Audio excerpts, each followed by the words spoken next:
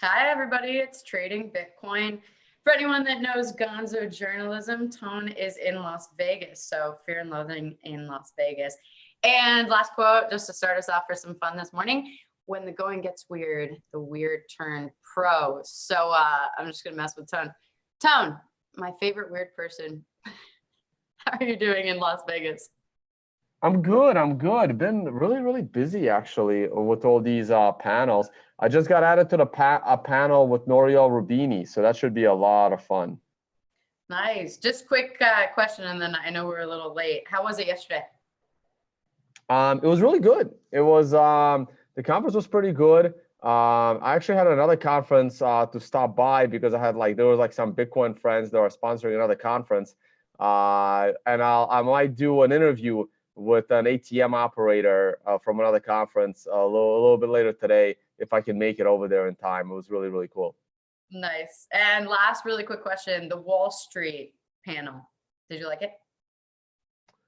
So I wasn't I wasn't on that panel. I did my fireside chat. I think I tweeted it out. I don't know if you saw that about Yeah. whether ICOs. I think Cam Bozak recorded it and streamed it.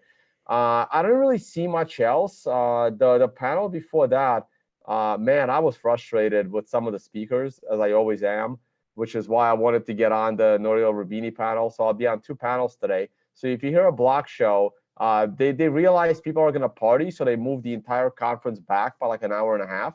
So instead of speaking at 9:30 this morning, I'm speaking at 11 a.m. Eastern time, and then again around 1:30 Eastern time. Oh, sorry, not Eastern time, Pacific time. So Yeah. 11 a.m. Pacific is my first panel about ICOs, and then stamps from yesterday's clubs, and then again at 1:30. All right, good. And just for everybody on Cointelegraph, they actually put up the link for the entire stream yesterday. It is 9 hours of a stream, but you'll find Tone. So that'd be cool. All right. Well, they had two different stages, so I don't know if I'll be on that one. I think that's probably the main stage. I'm on the main stage today. We were on the side debate stage yesterday. Okay. All right. Hit it with TA. It's interesting right now. I actually think so. All right. Oh, actually, let me pop out my live chat. Shoot, forgot to do something while we were chatting. Good questions this morning, please. Yeah, throw some. I'm not gonna. The TA is gonna be kind of short because there's not much to say. Nothing has happened in like a week. Nothing has really changed. So that means I get to be super discerning with you guys on the questions. So give me some good ones. Okay. Screen share, and here we go. Let me move this over. All right, cool. So the affiliates page has been upgraded. Everything is working. There will be even more HODL hats. Like everyone loves to share with me their HODL hats. So the HODL hats are new ones. The Blockforge is a new one. They are a minor reseller, and also added one broker. I had the affiliate code for like 3 years. I just never really used it. I traded there a while back, just like I traded on BitMEX a while back. I mean, the company's still around, but hey, be very careful with the exchanges. And Rodolfo's cold card and my usual, BitMEX, Torgar, VPN. So this is how you guys can support, plus my Amazon shopping list if you can want to support my YouTube channel. The workshops, Chicago. Guys, this is my last workshop in North America.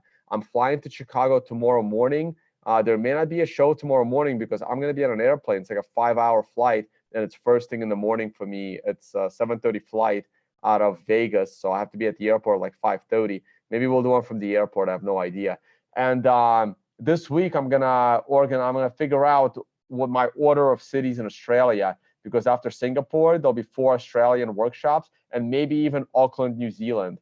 But Amsterdam, Chiang Mai, and Singapore will be open for registration soon. So that's gonna be a lot of fun. And of course, the educational section, learn trading.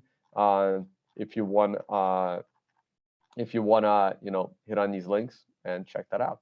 Okay, price. Here is the monthly chart. Nothing changes in the monthly chart. In fact, so the close on this candle is 6,388. The current close is 6,258 as of last night. This is a daily updating chart with monthly candles.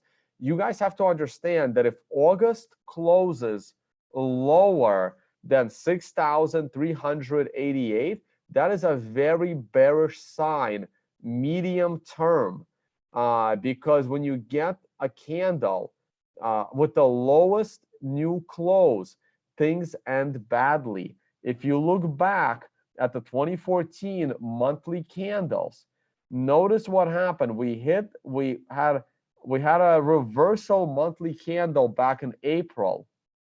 Then the first time a candle closed lower than that was in September.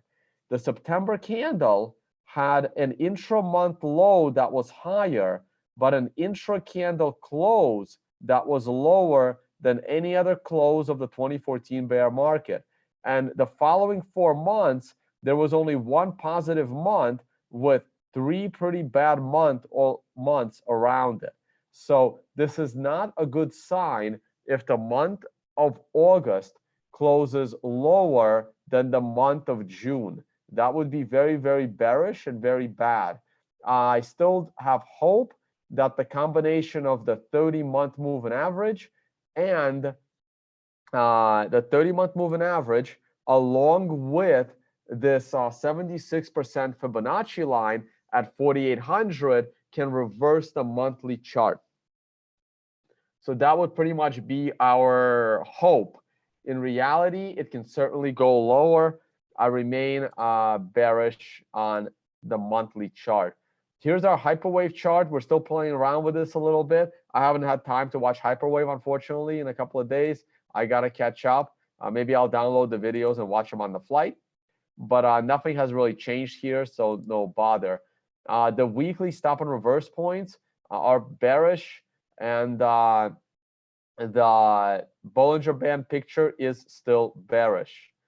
I updated this chart. So about 20 minutes ago, one of the reasons why I was late starting up this video is because Ran from CNBC Africa, Ran has this like love-hate relationship with the fans. So I did CNBC Africa again, the crypto trader. And I updated this chart. I cleaned it up a little bit so that they can show it on CNBC Africa. And I talked about my targets have not changed. My target 1, 4,975. Target 2, the bottom of the triangle and the August high of 3,000. And my target 3 is all the way down at 1,300. Can it reverse somewhere in between? Yes. I didn't throw my $1,300 target up there. Probably should have. Maybe I'll do it next time. Next time I'm on his show. I had room to put like extend this line at like 1,300 and put target 3. But yeah, so here is the cleaned up version of the weekly chart. We are at the bottom of the triangle. Is it possible for us to go back to the top of the triangle and get rejected by the combination of the downward triangle trend line and the 30-week moving average in the vicinity of 7,500? Yes, it is absolutely possible. How likely that the price of Bitcoin will go to 7,500 over the next couple of weeks? I would give it maybe a 40% chance that we will go all the way to 7,500. Maybe a 55% chance that we would go to 7,000. But ultimately, I do believe we're going to break the bottom of this triangle and go significantly lower with 5,000 as my target 1. Okay, that's the weekly chart. Here's the daily chart. The daily chart is stuck in this zone. We have now been in this zone for, well, yeah, 1, 2, 3, 4, 5, 6, 7, 8, 9, 10, 11, 12, 13. We've been in this stupid zone for 2 weeks. This is my absolute no trade zone. My no trade zone is 6,200 to about 66. Yeah, so 62 to 6,600, maybe 65, nah, 66. 62 to 6,600 is my absolute no trade zone. If we can break above 6,600, I can certainly see 7,000 and potentially 7,500 because that's in line with the weekly chart. However, even if we do go up to 7 or 7,500, I believe that is where the reversal will take place for us to come back to 6,000, break 6,000, and go to 5. Now, we don't have to go above 6,600. We can easily break down from 6,200 and go down to 5. So I would be very cautious with my bullish trades, and I would try to time the perfect bearish trade. The weekly chart looks absolutely no different than the daily chart. Now your oscillators look good. The CMF is approaching positive territory, and that's a good sign. The MACD is trending upwards, is about to break the 0 line. That's a good sign. The RSI is around the 50 mark. It's around 46, coming off of oversold conditions. That's a good sign. So, however, the price doesn't have to go up. All of these oscillators can get into overbought territory with the price stagnating. So the price doesn't have to go up, but it's good that we are relieving these oversold conditions. So that's the weekly chart, and it's price flipping. So but you know that, right? Like there's nothing. The weekly chart bounced off of a 9, 13 aggressive, then a 9. Now, as it's going up and down, it's basically finishing up. It finished the sequential 13 from a 9 back on the 3rd of August. It's on a 4 of 13 now, but we're in a stagnation zone. It's a non-tradable zone between 62 to 64. I would not risk trading in that zone. Look at the shorts. Oh my God, I just updated for me. The shorts are even more leveraged. Everyone is short. Guys, if everyone is listening to my videos and everyone is trying to short, everyone is going to get royally screwed. Whenever the market becomes one-sided, it ends ugly. It ends ugly. Like, look how bullish people were. And then it did go up a little bit higher. I guess the bulls were smart, took their profits, and then the market kind of dropped. This is a huge leveraged bullish position. I'm going to drop the momentum indicators. The OBV is still a basket case. The CMF is not impressive. The RSI could get you to overbought. This is the 4-hour chart. And the MACD is stuck in the middle of nowhere. So we're going to do this. We're going to maximize the screen. We are approaching the levels of the famous short squeeze of August 12, 2018. That was a $1,000 update. This is a massive leverage position. This is insane. I can't believe, well, I can believe it, right? Look, I still believe the price is going lower, but if everyone is shorting the damn thing, it's not going to go lower. So you guys are going to have to get hurt first. Trading is not that easy. So this chart alone keeps me, this chart alone makes me think that we are going to go to 7,000 and potentially 7,500 before we go down back to 5,000. Clearly, people have way too much money and the ability to short Bitcoin. That's not how trading works. Trading makes sure the maximum amount of people feel the maximum amount of financial pain. So, yeah, that is really not good. So this makes me very, very bullish. The 4-hour chart is, well, the overall chart is bullish based on the amount of shorts there are in the system. The hourly chart is not helpful at all. I don't really care. Nothing to comment on the hourly chart here. Ethereum, oh God, it looks bad. This is the weekly 4 of 9. It looks like Ethereum wants to go lower. An aggressive 13 is not going to do anything in this context.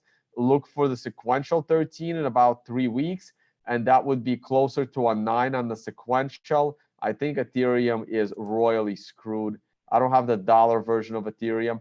The S&P just, continues to go up. I remain very bullish on the S&P. People continue to make fun of me why I'm bullish on the S&P. People have been making fun of me for being bullish on the S&P for the last 5 years, 4 of which I've been publicly bullish the S&P. The prior year, I've been less popular.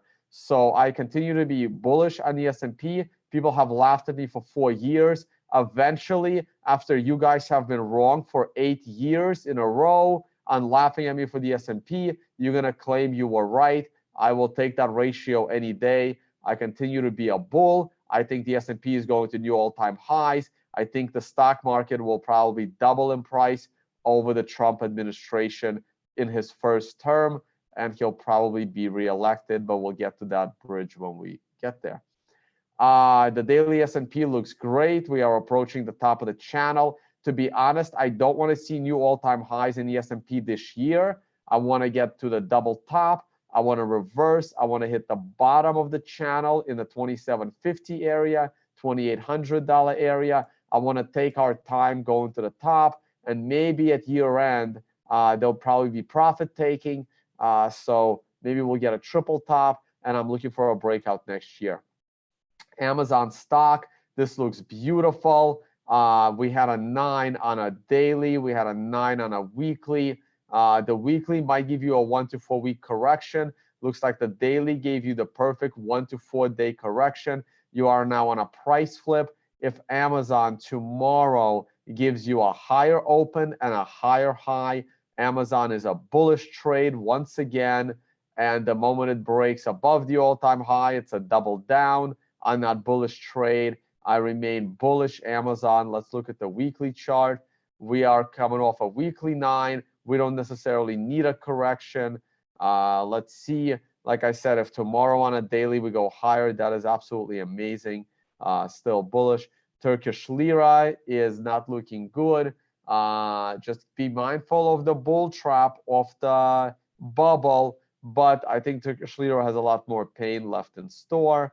And gold, not surprised also. This was an insane drop, capitulation on a 9 candle. I can see a 1 to 4 candle correction. I can even see a 9 week correction back to 1250. But ultimately, I think gold is going down below $1,000. So be very, very careful in buying gold, especially if the stock market is booming. All right, that's pretty much it for me, Leah. We got 1,000 people on. Good time to show you my learn trading section. I know it needs to be cooler and more useful, but if you click on all of these links, it's enough to study for months, if not a year. Check that out. My workshop, my last workshop in North America will be in Chicago, and perfect time to show the affiliate codes. Please, if you like my work and you want to support this free content for you on the YouTube channel, please check out these affiliate codes. None of these are scammy as far as I know. Up to this point, I've had these on here for some of them for years now, and or a year. And please, if you're using any of these products or services, please go through my page. Shopping on Amazon, even if you're not buying the equipment that I use to do these live streams, please support, click on a link, then buy whatever you like, and that would also help out this channel. My travel schedule, again, here's the block show. This is where I am speaking in about 1 hour. In about 1 hour, I will be downstairs. I will be on the ICO panel. I also want to catch, oh, I'm sorry, this should be day 2. I'm sorry, here we go. That was yesterday. I want to watch Nouriel Roubini's speech. And then I am right here. I am on the ICO panel, which is lovely, along with Michael Turpin. That would be great. And later on, they added me to the controversy blockchain as seen from a major institutional perspective with Nouriel Roubini on stage. This is great. My Vegas trip has been very productive. I was on stage with Wozniak, and now I'll be on stage with Nouriel Roubini. So I'm moving my way up in the world.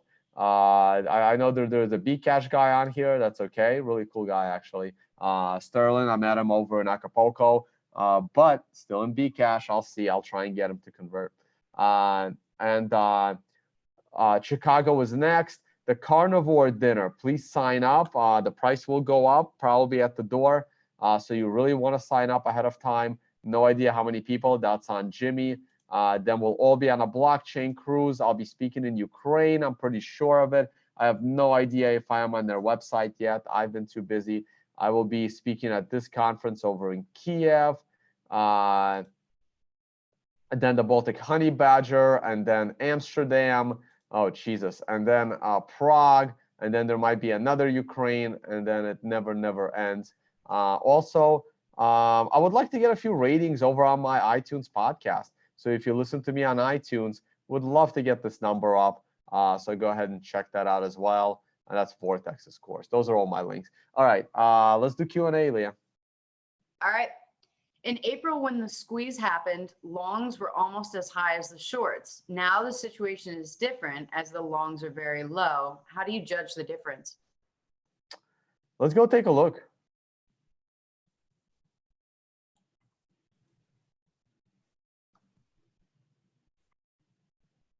That was April, right? There it is. That's a good point. That's a very good point. So it looks like the longs took their profit very quickly, right? So there was lots of a decent amount. The way I would judge that is simply is that there was profit made on that short squeeze because there was enough leveraged longs, and I guess that this hurt people a lot. That's one way to judge it, is that there was more profit made from that short squeeze. This time around, if the longs are low, there will simply be less profit made from the short squeeze.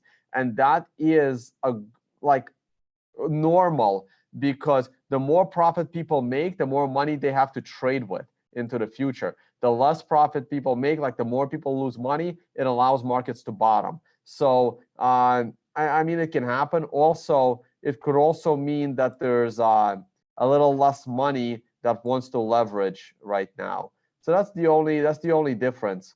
But I mean, leverage longs and shorts could I mean, they do fluctuate. How strong is the horizontal resistance around 5,800? And how significant would it be if price never went under this line, but bounced off of the hyperwave 2 line? But that's approximately 5,300, 5,400, by the way. All right, so 5,800 can't be the resistance line. It has to be the support line. Just a little correction to the person asking the question. How significant is it? It's not very significant as a support point. It is significant for the point where the price is going to break down. And once it breaks down, it's going to fall hard. Kind of like this, right? So imagine, if I'm just going to zoom this in, because I happen to be on this chart. Imagine this red line is 5,800. You can bounce off of it for an extended long period of time, but eventually, once it breaks hard. Look, it fell for 9 candles. Forget the fact that these are 4-day candles, right? Think of them in terms of candles, not in terms of 4 hours, right? Think of them in terms of monthly candles, whatever, right? So this could be a year that we can't break this line. And this line is like a best fit line. I can even lower it a smidge. This line needs to touch the maximum amount of candles. I think by drawing it this way, I'm touching like the maximum amount of candles at the lows. And once this line broke, look how quickly it broke and how bad it got. So that's what I see from the $5,800 line. We've already been in the $5,750 to $6,000 zone 3 times. If we bounce off of it the 4th time, that only makes this line weaker for the 5th time this line is touched. Is it possible that we never go below 5,800 again? The answer is yes. Is it likely that if we fall below 5,800, we will only go as low as 5,300 for the ultimate bottom? Very, very, very unlikely. Very unlikely, right? I know there could be. Say again? I didn't say anything. Okay. And now what's more likely is we fall hard from 5,800. We go into the $4,900 area and then close the week back above 5,300, or close even the day above 5,300. So if we have a catastrophic day where we crash below 5,800, like we open the day right above 58, and then we fall all the way to 48, but then by end of the day, we are back to 5,500, and the following day we are above 6,000, that could be a potential bottom. But if we fall below 5,800 and only bounce off of 53, I would be very surprised if that bounce gets you back above 6. And if we get stuck at 5,300 for a week or two, then we're just going to repeat another catastrophic fall from 5,300 down into the 4,000s. So that is what I'm looking for the next time we approach that support line. Great. CME futures gap at 68.50 and 73.50. Do you think they're going to get filled before going sub 6K? Historically, they've been filled within about 40 days. It's now been 18 days since the 73.50 gap. Interesting. So it gapped from 73 down to 68. 73.50 to 68.50. Yep. So that fits everything I said earlier between the over-leveraged shorts and the weekly triangle. The weekly triangle, it is very, very possible that we go all the way above 7 before the eventual $5,000 low. It's possible. I will owe someone a free entry to my workshop if we don't go to $5,000 low by end of month, but that's okay. But that is very possible. That gap can close. It doesn't have to close. See, here's why it doesn't have to close, because the futures are not price discovery of Bitcoin, okay? Now, gaps, when they are priced, when your asset or your chart is involved in price discovery, like this is a Bitstamp chart, it is price discovery. Technically, Bitcoin has no gaps. The fact that futures have a gap is a bug. That's not, that's not a feature. Futures have a bug because futures close and futures expire. So that's not Bitcoin's fault. Now, stocks have gaps as a feature because they close for the majority of the day. Stock market is only open 7 hours a day out of 24 hours. So the fact that stocks gap is a feature, not a bug. The fact that futures in Bitcoin gap is a bug. So they don't have to close, and they're not even price discovery. So I like the fact that the bug is within my dead cat bounce parameters, so it could close, but not because it's a gap in the futures. It's because the underlying market is reasonable to close that gap. Yep, I knew I was on mute. Also, I think there's something wrong with the live chat, Tone, just so you know. Are they not as smart as usual? There are none. So that is surprising to me. Oh, people stop commenting? Yeah, I think there's an error. But we're still live streaming, right? Yes, we are. Oh, I see a question. Something about Thursday is the deadline for the SEC on ProShares. Yeah, that was like 20 minutes ago. Oh, that was 20 minutes ago. There was an error, but okay. I do have a couple more questions. Wait. Oh, yeah, that's right. Yeah, you're right. Did you block everybody for me? No, I didn't do anything. Oh, by the way, I accidentally turned off likes and dislikes. I didn't even realize I did that. So they're back. I can go back for the old historical videos for like the last 2 weeks and put them back in, but I just don't care. Okay. Are you gonna restore live chat, or you want me to just keep going? What do you mean restore? I didn't do anything. Okay. All right, live chat people. Sorry, I'm not getting any new questions. Maybe refresh. I'll refresh the live link. I have. Let me see. Maybe that'll help. Okay. Now, like Leah in April. One came through. Okay. Oh, here we go. Okay. All right, guys. I'm getting your questions now. Yeah. Okay. Wow. Okay. All right. Good. Okay. We'll look through very quickly. All right. Well, I see one. Tone, if you had one Bitcoin. How would you play it? Sell 90% or more and buy back at a low, or just hold or sell half? Basically, how would you play it if you had one Bitcoin. I hope you Okay, have Bitcoin, Tone. maybe.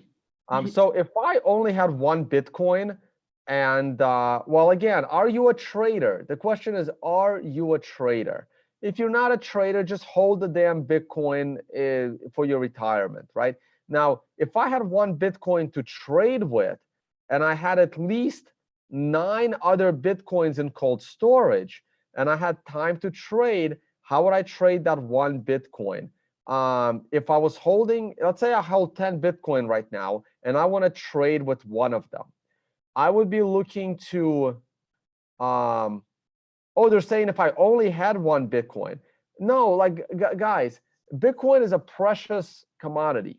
You only want to trade with a small portion of it. Again, I'm different than Tyler, right? I want to hold on to my Bitcoin. Right now, if I was holding one Bitcoin for the sole purposes of trading that one Bitcoin, I mean, I would still hold it. And if it got to above 7,000, then I would sell like 80% of it, if not all of it, and buy back at lower prices, or buy that Bitcoin back above $8,500. So I would sell it at 7,500. I would short to try to profit from or just being cash, and then buy back at like 5,000, or buy back in, because if above 8,500, I'm probably going to turn bullish again. Someone's asking if there's a head and shoulders pattern on the daily. Probably. It's a weak head and shoulders pattern. We really needed to get to 7,000 a couple of days ago. So if we got to 7,000 a couple of days ago, and they came back to current levels of 6,200, then it would be a perfect head and shoulders. The right shoulder is just a little too weak. But yeah, it's head and shoulder-ish. It's also a cup and handle, right? You got the big cup from 6,200 on July 13th. The big cup ended on August 10th, and now we're working on a little handle. So there's multiple ways to look at this. So sure, it's as good a head and shoulders as any. Can you look at the weekly RSI and compare it to the pre-bull trap move in 2014, which was to 690 United States dollars? I think we can go longer sideways, the more likely we get a real bull trap, 10K to 12K. Question mark. Okay, so here's the RSI.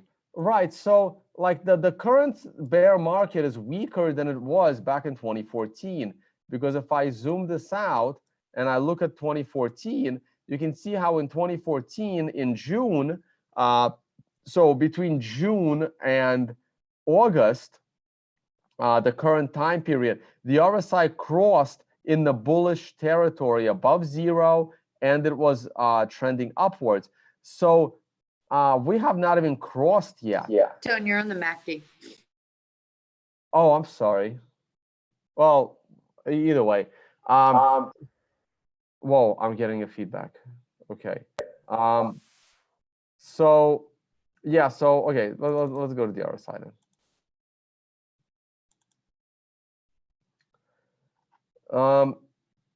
Yeah, so let me look, it looks like this to me, right? I thought we had broken down and we're gonna go down to the oversold area, but we didn't, we rebounded. So now we're just, around this red line. So yeah, so I'm waiting for a bigger breakdown so that the pullback only takes us back to the line. Do you see any signs of divergence? No. Can you look at neither in RSI or the MACD. Can you look at the 21-day moving average? Isn't it the indicator that is waiting to be touched and the trend to continue down? Exclamation point. Which time frame? Weekly or daily? Okay. Guys, come on. You gotta be specific here, right? Like, I'm not a mind reader. I think it was when you were on the daily. Why not check it? But live chat, hit me. You gotta be specific. Sure. Monthly. Wait, really? Hold on. Oh, Yeah, daily makes sense. that's what We're coming up on about to touch the 21. Let me see how useful the 21 has been on prior drops. So it hasn't been bad. Look, it supported the I mean, it's been rejecting the price somewhat well. The bull trap is makes sense. It broke the 21-day moving average. It rejected the price all the way down to 6, supported the price once on the way up, rejected the price a couple of times. Yeah, the 21 looks very reasonable. On the last bear drop, 1, 2, 3, then broke, and now we have 1. So sure, the 21 looks reasonable, like it's ready to reject the price, and maybe we will not go above 6,600. Someone's asking, are we close to getting a golden cross on the weekly? No. God, no. Let me see. How? I mean, a true golden cross is 50 versus 200, right? So if I change one of these to 200 on the weekly, we can see where it's at. No, what you need a smaller moving average crossing above the lower one. You guys, you're not even close. You're not even in the same zip code right now. There's no golden crosses here in anytime soon on a weekly. Good answer. Do you think the price can continue to either stall or go up while the shorts continue to grow, eventually causing a short squeeze and then all-time high? Love the acronyms, guys. Fun in the morning. You're not going to get a big enough short squeeze to go to all-time high. If the shorts continue to grow, that's going to get very interesting. I don't know. That's a good question. Let's day by day. Okay. Is it more bullish if we now close on a higher low on the weekly than on the last dip we had in June? I don't think so, because it's not going to be significantly high or low, right? Like look at your closes. Look at the weekly chart. The closing low on the first down leg closed at 8,000, but the swing was down to just under 6. The second one, the swing was down to how low did we get here? What was the low? The low was 64. The lowest close was 68. Then on this recent one, the swing was 57.80. The close was 61.53. So even if you reverse from here, your lowest weekly close was 63 versus 58. That's not significantly enough higher. Like you can tell the last two highs, one of them was like the close here was 94, and the close here was 82. That is a much bigger difference, right? That is over $1,000 difference. That is significantly different on the closes. So therefore, if this is the low, it's not significantly higher enough to matter. It's within margin of error for a flat line for double, triple bottom. Okay, you have 2 more questions, sir. Mm-hmm. So if we get if we get a short squeeze as in April, we could start another fake rally that could bring us above 8,500. That's very similar to what Bitcoin did in 2014 when it did have a higher high. Do you agree? Yes. And that would be a very tricky situation. It's possible I could get caught in the bull trap, like what happened to me in the second week of January. It's unfortunate that people cherry pick bullshit, right? So people are like, they're picking that video, the video I did right on this week, right? So the week of January 1st.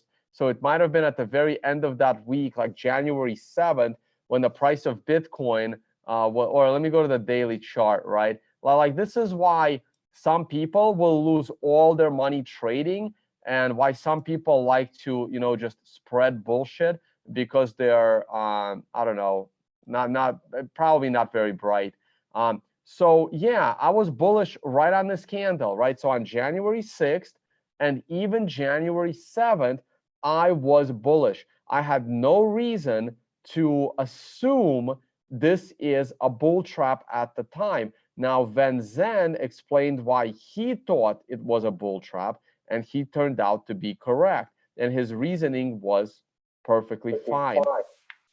Oh, Leah, you mind muting? I'm hearing myself back. But I was still bullish on January 7th. However, on January 8th, I was no longer bullish. I was neutral.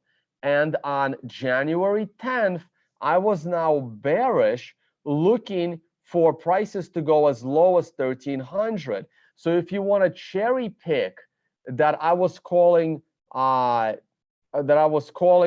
new all-time highs on January 6th, you will technically be correct for a 24-hour period. But if you omit the fact that I was neutral 2 days later and bearish 2 days after that, telling people there are short trades on the table, and you deliberately omit that, then you are basically scamming people that are listening to you because you are omitting the truth and borderline lying. All right, you're done with TAQs here. The rest are kind of more interesting, esoteric, because we didn't do our morning brief. You ready?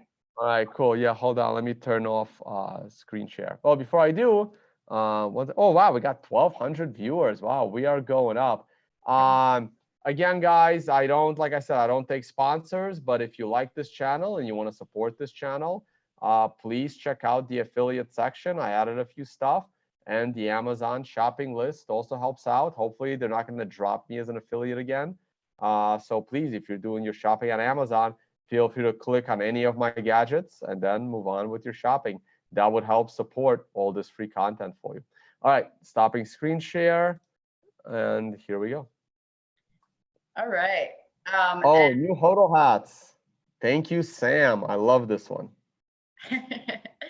Nice. I got two guys. I got Sam and David. The website is David's site.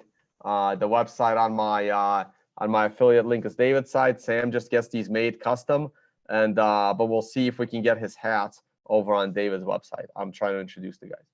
Nice. HODL caps. Yeah, I have one too.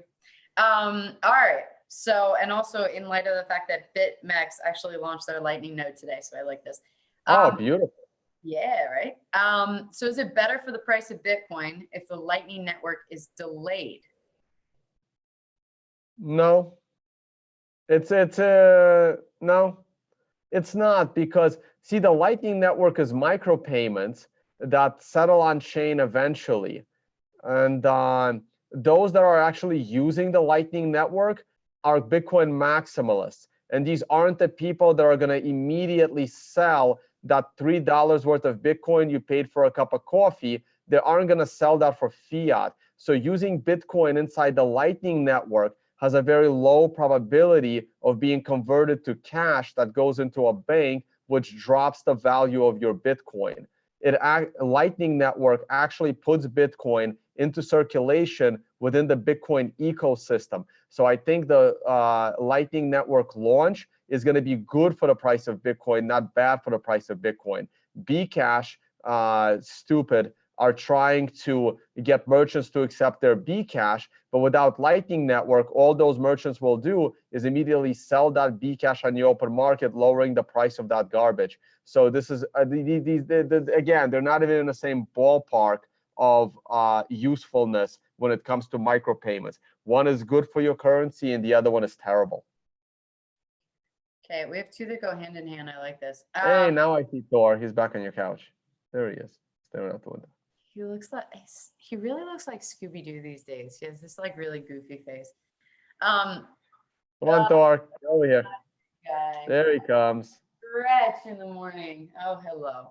Okay, so can we have a fragile bull run with the alts shits? also on a bull run, then a black swan caused by an alt that flash crashes the market, such as, well, and it's saying, could Tether do this or something? Well, Tether is not technically an alt. Right. Yeah, so Panic and Tether can send Bitcoin shooting to the upside or send Bitcoin crashing to the downside. It is honestly unknown.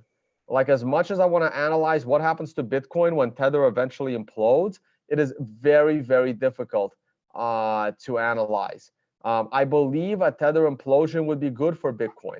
An Ethereum implosion would be good for Bitcoin. An altcoin implosion would be good for Bitcoin.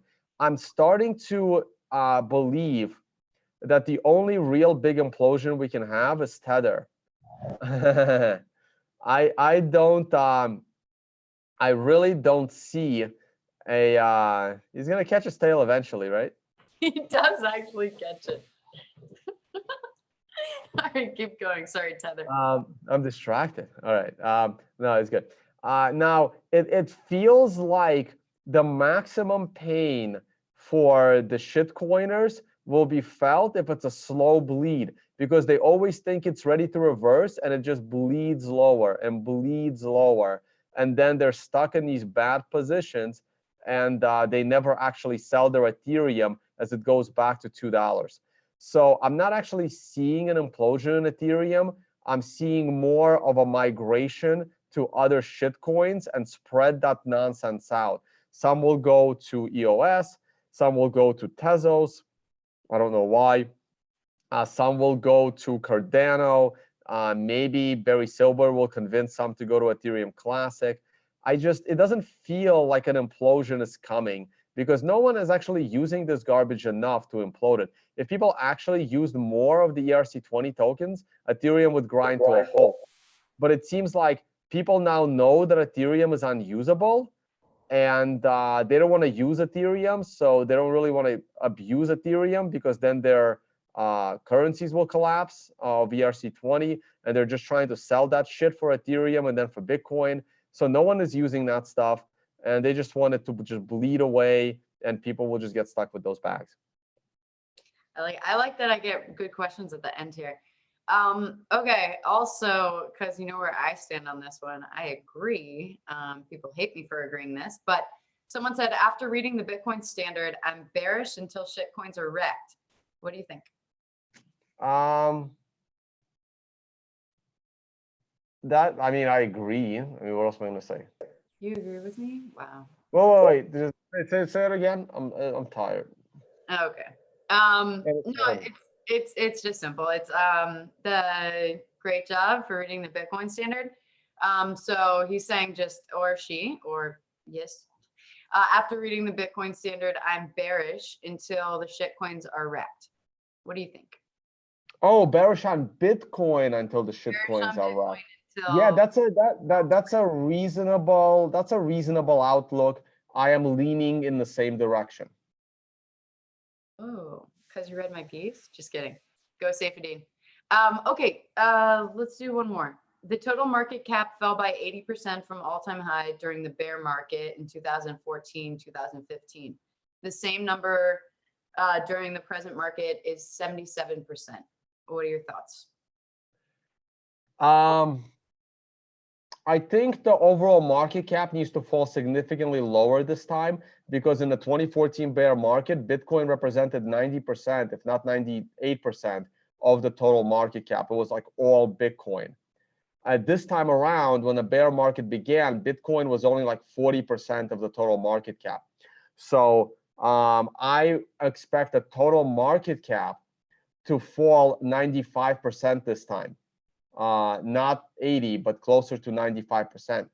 Also, on the way back up, if we are going to take the scenario that this bear market isn't going to end until most altcoins and shitcoins go away, I believe that Bitcoin should be at its new all-time highs by the halving of 2020. The overall crypto market cap, however, might not get back to new all-time highs until like 2022 or 2023. I don't think these altcoins are coming back. I think it'll take another year or two for Bitcoin to make up the difference. So the new high in Bitcoin will not lead to a new high in coin market cap, because the next time Bitcoin makes a new all-time high, I think it will be 90 to 95% on the dominance chart. Safe agrees with that, with the halving. Investment. Let's throw you in money management for a second. Do you believe that monthly average Bitcoin buying is the best way to think about investing? Yeah, I don't mind that, especially in this bear market. Maybe slow down, maybe buy a little bit less, and with each $1,000 that drops, buy a little bit more every month. And then as it starts to go back up, you can start buying a little bit less again. So buying it once a month is not a bad idea. You can even buy it once a week. You can try and pick those points a little bit better based on a little bit of TA. But Ugly Old Goat has a great article about this. Please check out Ugly Old Goat's Medium. And what his first 3 or 4 articles were all about the overall concept of money management and investing. And even has a chart of how much money you would have made. He cherry picked the worst time to buy Bitcoin in 2013 and dollar cost averaged it, buying once a month or once a week. And you see what amazing returns that would have had.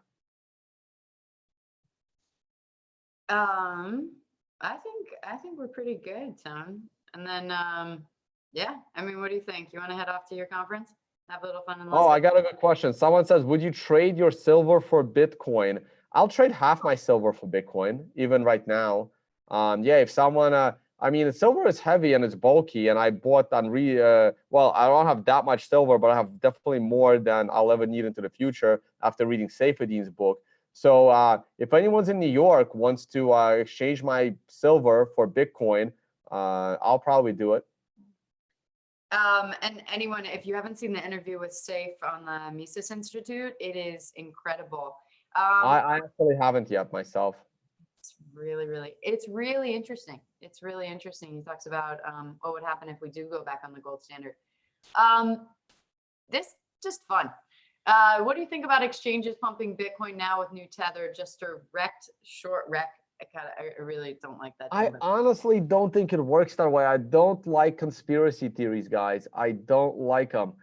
The reason the reason why they're printing so much tether is because there is demand for tether. So many people are holding tether. I don't know why, because that shit is gonna implode sooner or later. I don't believe tether is. I mean, it could be freshly reserved. I don't know. Is it a conspiracy that tether is being created to pump the price of Bitcoin? It's absolutely not, guys. I've heard this all throughout the bull market, that Tether is supporting Bitcoin. They're printing Tether. It's going to keep going up. We're down 70% in the price of Bitcoin. Obviously, the creation of Tether is not propping up the price of Bitcoin. It continues to go down. The reason Tether is being created is because people want to hold Tether instead of Bitcoin. They want to hold Tether instead of shitcoins. It's not a conspiracy. Is Tether unsustainable? Yes. Are they printing it to prop up the price of Bitcoin? I don't think so.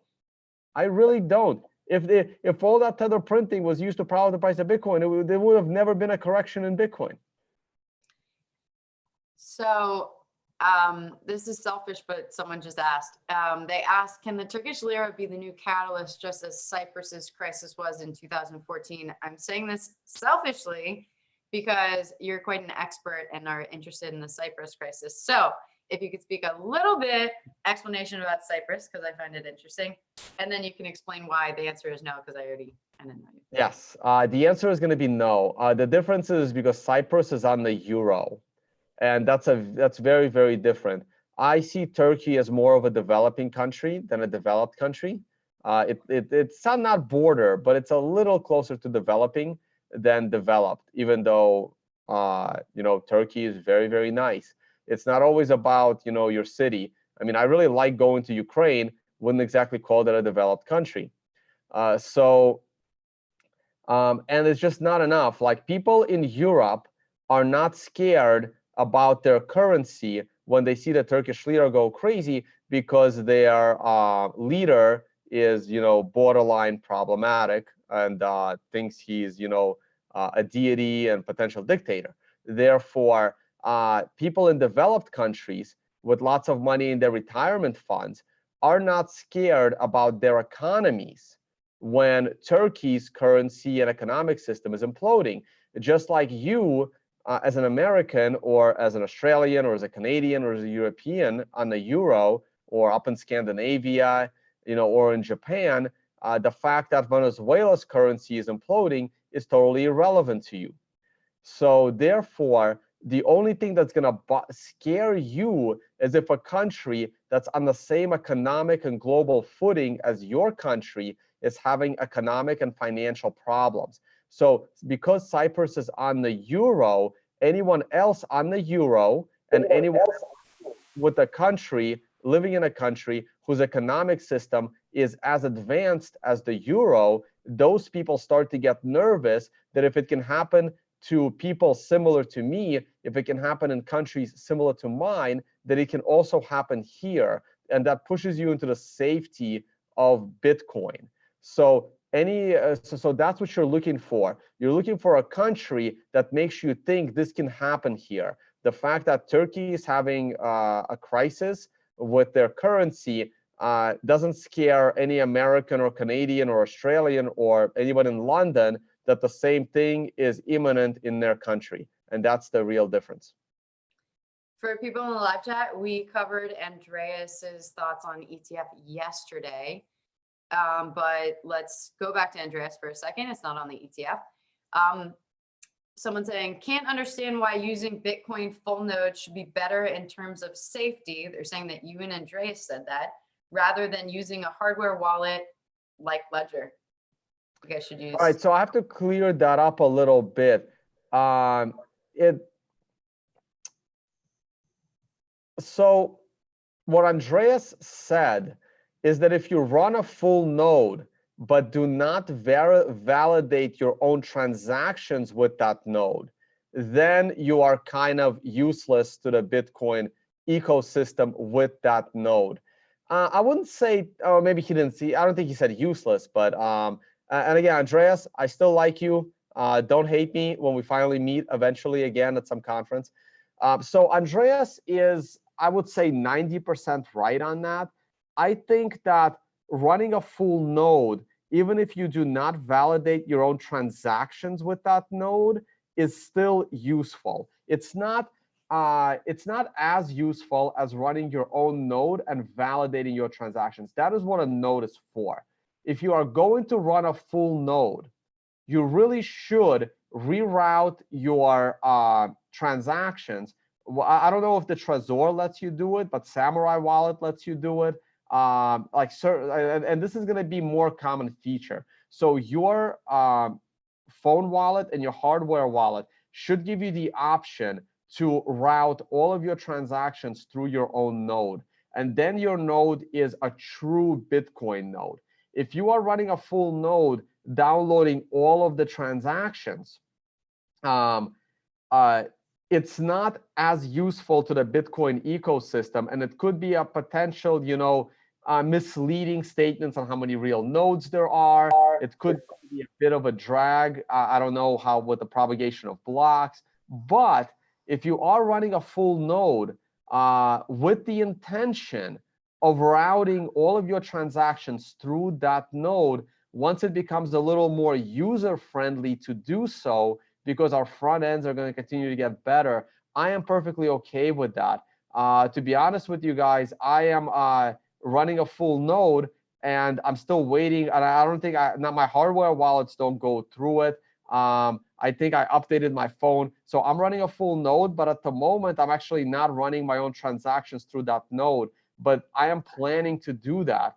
And I really don't want to spend 2 weeks downloading the entire Bitcoin blockchain next year because I'm so limited on time. So for me personally, I come home, my node isn't even at home. It's at my cabin in the woods. And I only go there for like a day or two at a time, and I've been so busy. So when I get there, this is why my miner hasn't been set up, because I'm just not there. So if I only go there for a day or two, I don't have time to download the Bitcoin blockchain, because now everything's gonna get delayed. So I really don't have a problem with people running a full node and not running their transactions through it yet, until it becomes like a one-click way to just like copy one string from your node into your wallet, and boom, you are easily routing your own transactions through that node. That node, of course, has to be stable, and that does add additional security, and it also decentralizes the Bitcoin network. So I agree with Andreas about 80 to 90% of what he said. Everybody, all the questions on Cold Card, I think we'll have Rodolfo answer for sure. There's some really, I like a couple of these. What possibility do you give that the alts will rise at these levels if Bitcoin stabilizes? It's possible. I give it less than 50%. I'm really hoping this old bubble is totally done. Quick answer. What stocks like Square are you following in the Bitcoin ecosystem? I really don't have time to follow individual stocks. So I'm not really following Square, but you know, sometimes when we have time on our trading shows, someone asks me to pull up a chart on NVIDIA or any other charts. So maybe we'll do that, Leah. So think about, you know, make a list of stocks that relate to the Bitcoin ecosystem, and we'll glance at those every now and then, because look, I have no idea what the stock price of Square is, what the stock price of NVIDIA is, unless we're looking at them during our show. So more work for you. Yay. Did you really just give me homework? That's no, absolutely no. Anyone on this, absolutely, that's ridiculous. Although actually NVIDIA news came out today, which was pretty interesting. They were trying to explain what they're going to do with their quarterly earnings keeping going down and gaming chips. But yeah, we'll take a look at their stock maybe on our next trading Bitcoin video. Look, I have a list of about 100 stocks that I used to trade during earnings season, and that list has been dwindled down to about 10 of the best on that list. And now that I'm so busy, I only trade 2 stocks every earnings season now, and those are the only stocks I kind of really pay attention to. There's just only so much time in the day. Actually, I like this idea because I'll pick stocks that I'm interested in. I won't say anything. So I think I'll take this last one, or maybe one more. But everyone always asks about bots, so I think I'll ask this one. Are there people still using bots to buy and sell to inflate Bitcoin price? Not now, but during the last bull run. That's a weird question. Using bots to inflate the price, probably not. Using bots in general, sure. Like during my workshop the other day here in Vegas, one of the people in the audience asked a question about, you know, signing up and paying for, you know, trading bots to trade, you know, for you. And another guy in that workshop had the best answer. Like the only profitable trading bots are the ones you have absolutely no access to. Yeah, if anyone reads Lewis, by the way, about his high frequency trading, it's a really, really good book. But there's no HFTs in Bitcoin. There's bots, but actually that's great. I mean, to my knowledge, Ton, like what are your thoughts? Will there be HFT like bots? Obviously, it's not the same. Well, okay, so guys, so high frequency trading, it's not directional trading. This is what people have to understand. When you talk about high frequency trading, the bot couldn't care less, and it's not guessing the direction. They're just front running other trades that they see hitting the tape, and they're front running those trades by buying it in a microsecond and selling it to the guy buying it in a microsecond, right? These are not like positions that want the thing to move. I mean, these trades, the best thing ever for a high frequency trade bot is the stock or the asset does not move at all during that second that the bot is doing its thing to profit. These are not directional trading tools. They are skimming in front of other traders. So that's totally irrelevant to you. That has nothing to do with the future direction of an asset. True. And for everybody, like, not just because they're very interesting algos, it doesn't mean that they're always making the most money. And quant hedge funds right now are getting smashed. Okay, I will probably do a Miami workshop, but next year, not this year. And it might not be Miami, it might be Tampa. There will be a South Florida workshop. I can't promise it's going to be Miami. Yeah, so you guys, whenever you talk, this is kind of like when I hate it when people say the word smart contract. When you say smart contract, you need to be specific. Is it a decentralized smart contract or is it a smart contract? These are two completely different things.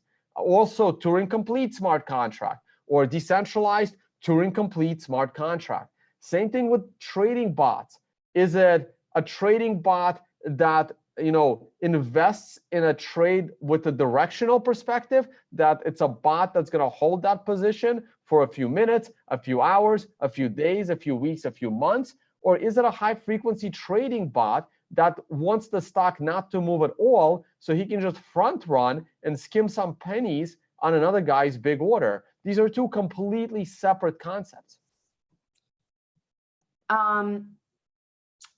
So this is interesting because I like fundamental analysis. What do you think of the current euro dollar bounce? Do you think it's purely because of TA, or are there fundamental reasons for the pullback?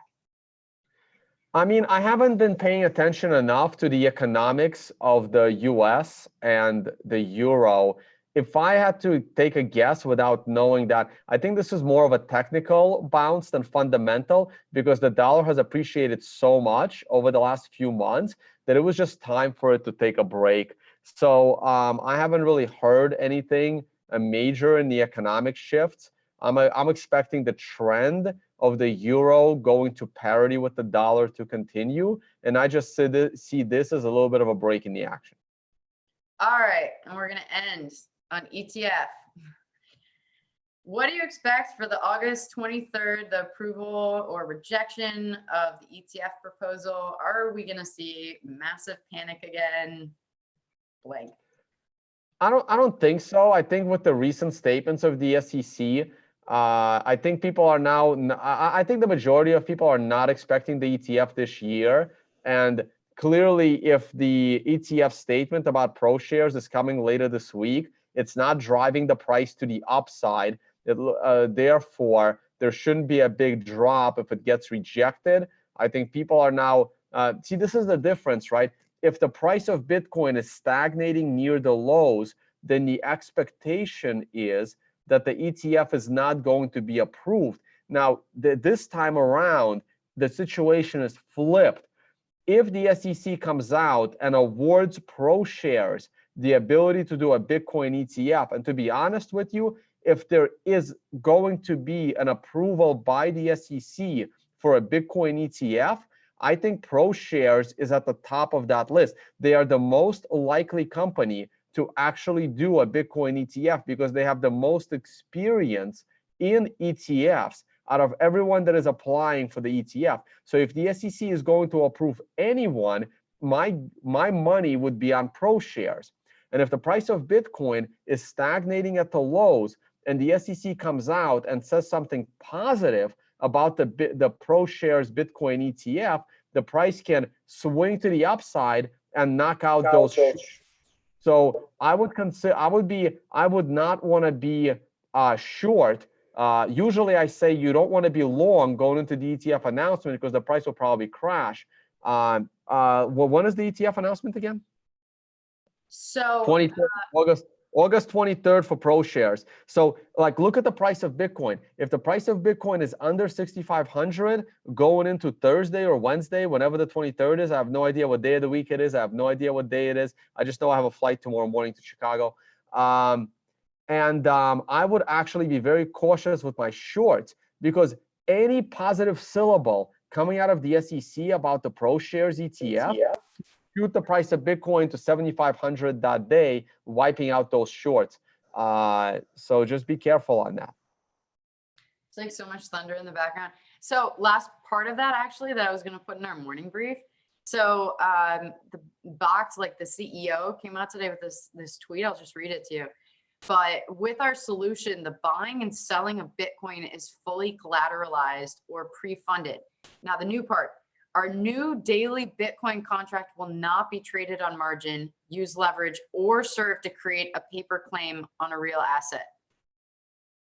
Who's this from? This is from, I can't even pronounce it, BAKKT, but backed. Oh, back. Yeah. Can you, I wasn't able to process all that. Again, I've been in Vegas for a week and it's too early in the morning. Maybe you text that, shoot over that to me in a Telegram, and I'll read it again, or maybe even the article of where that states. We can review backed again on a upcoming show or something.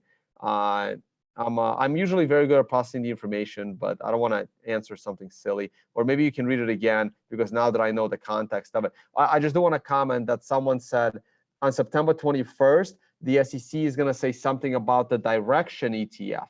So the direction ETF is my second highest probability of getting approval for an ETF, because they also know what they're doing. CBOE in combination with SolidX will probably come in third, and then BAT and Winklevoss will probably come in fourth. I don't know who else is in that game, but that's my order. Okay, so read that again about BACT, please. So pretty much it's just that you can't trade it on margin or use leverage or serve to create a paper claim on the real asset. I was actually confused, right? Because they're, okay, sorry, that was an alarm that we have to end. But so I sent it to you, but yeah, just simply put, you can't trade it on margin, you can't use leverage. And no, I got it. See, when I first heard about BACT, I thought they were going to build an actual exchange and turn companies like Bitfinex and Bitstamp and into brokers instead of exchanges, and they were going to be the holder, like the way the stock market works. It sounds like BACT is just going to be another independent, like a Bitfinex. So I don't really care anymore. Well, if they're not going to innovate and convert the system to brokers separate from exchanges, then they're just another exchange/broker, and we have too many of them as it is. They're like really confusing things too. Yeah, okay. They may not go anywhere. And like I said, that news was not all that newsworthy. Yeah, warehouse. Okay, Ton, have fun in Vegas. Looking forward to your potential show later, right? Oh yeah, I got 2 panels and I'll do 1 interview. So I got a lot of work today. Yeah, you do. All right. And then off you go. Fear and Loathing in Las Vegas. Have fun, Tone. Everybody, thank you so much for watching. And you can listen to this later on the podcast, and you guys should review, rate. There's like 3 R's that people say, I forget, but pretty much just rate it 5 stars. Okay, thanks. Retweet. Yeah, let's add that one. Bye, guys. All right, bye, everybody.